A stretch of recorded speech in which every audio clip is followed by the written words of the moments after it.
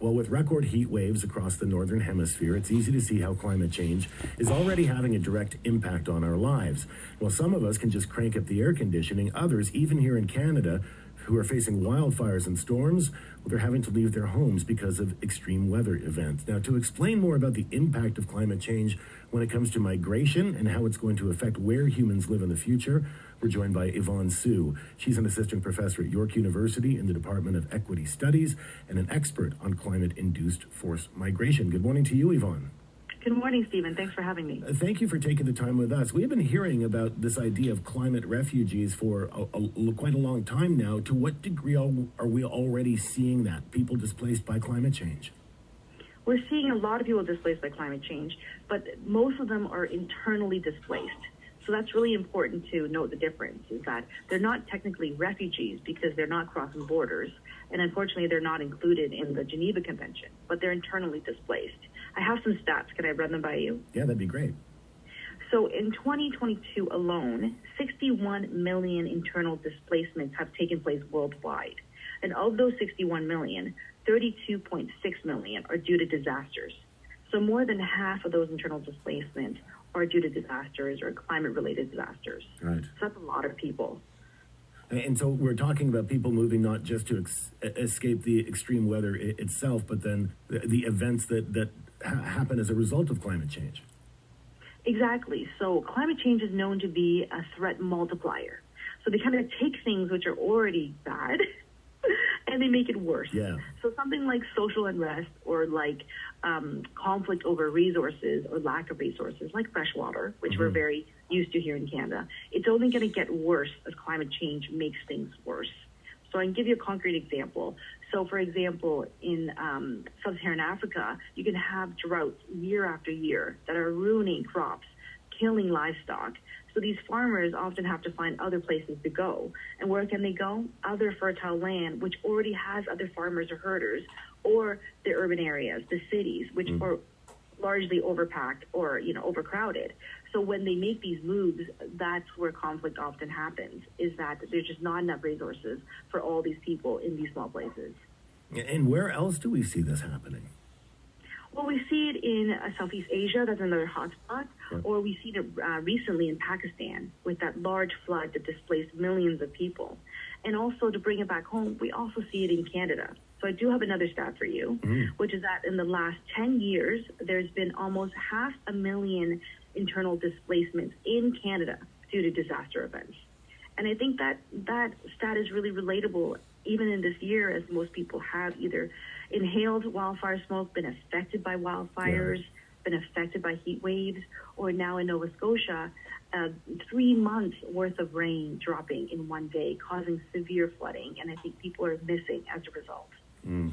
And so we know that the Earth is getting hotter. We know that, of course, the Arctic is actually, the pace of climate change in the Arctic is actually about the fastest on Earth. If temperatures continue to rise like this, if we don't turn things around, how do you anticipate this is going to develop? It's going to get much worse. And unfortunately, that's just the reality. And scientists have a really difficult time with PR because they don't want to say it's too late. But a lot of the science says that it's really too late, or we have very little time. And governments really need to take action. And then in terms of disasters and displacement, in Canada specifically, we're very bad with being proactive. We're not good at preventing disasters, and we're also not good at even helping people after they've been struck by a disaster. And, late in BC, and the wildfire in 2021 is unfortunately a great example of this, where people in the communities were saying it feels very hot, it feels very dry. We're in a Western heat dome, right? Something bad's going to happen. But there were no preemptive evacuations. There were no heads ups. And of course, the city or the town was in flames, and people had to flee, grab their family members, their neighbors, their pets, and leave in their pickup trucks, as we've all seen across Canada in the news. And they went to Kamloops. And unfortunately, after a little while, the mayor of Kamloops had to issue a statement saying that we don't have enough housing, we don't have enough jobs, we don't have social services for these people. And I thought, when I heard that, I thought that was heartbreaking, that you're fleeing for your life and you're seeking safe haven from your neighbors, and they had to say, government didn't send us any money. Government didn't prepare us for this. So we don't have much for you. And it's 2 years on, and they're still not rebuilding. They're facing a lot of really boring hurdles like insurance. Yeah. Stephen, I don't think you would have thought insurance would have been the holdup. Well, this is Lytton, of course, you're talking about. Yeah, and there was also, I mean, it was closed off to people for almost 2 full years as well, because as they were trying to remove contaminants, but that sure took a long time. Absolutely. What we're talking about essentially here, Yvonne, is, trying to outrun climate change. I mean, you just keep moving to a colder, wetter place. Is that what we do?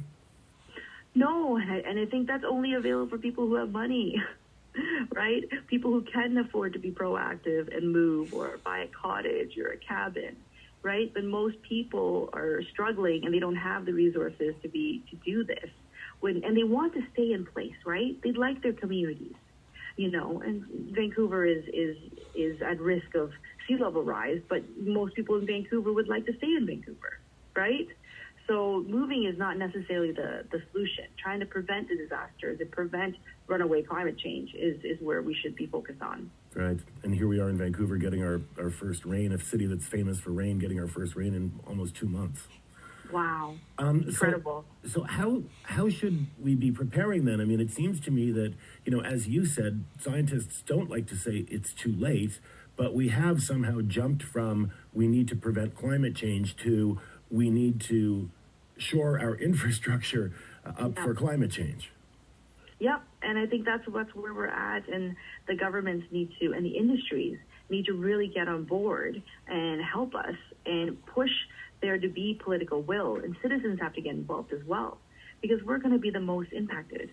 And if there isn't proactive policies, and unfortunately something like planned relocation, which I know sounds very scary, but we know there are going to be places that are going to be hit by disaster time after time, or in the north with permafrost melting. Right, it's inevitable that people have to move permanently, but planned relocation should be at least discussed 10 years in advance. Right, you're talking about asking communities to never come back, what do we do with the graveyards? Right, something that people don't talk about is that people have serious attachments to their land, and if we're asking them to move, there's got to be a lot of conversation, there's got to be a lot of policy, and there's got to be a lot of money. To incentivize them to leave their homes. But we're not having those conversations, and that's the problem. Yvonne, really good to hear you this morning. Thank you so much for taking the time with us. Thank you, Stephen. Have a nice day. You too. Bye-bye.